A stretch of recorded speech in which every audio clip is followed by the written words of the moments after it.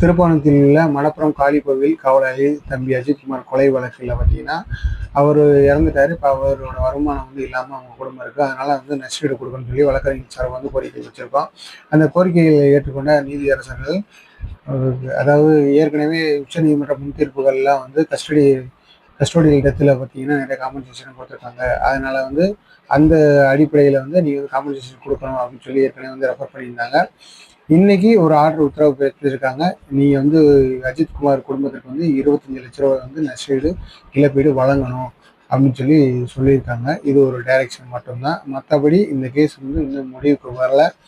ஏன்னா அந்த கிரிமினலில் அந்த அக்யூஸ்ட் 5 பேர், அந்த போலீஸ்காரன் அக்யூஸ்ட் 5 பேர் வந்து இன்னும் வந்து விசாரணைக்கு உட்படுத்தப்பட்டு அவர்களுக்கு வந்து உரிய தண்டனை வந்து இன்னும் வழங்கல. அதனால ஃபர்தர் இன்வெஸ்டிகேஷன் வந்து சிபிஐ வந்து விசாரிச்சுக்கிட்டு இருக்காங்க.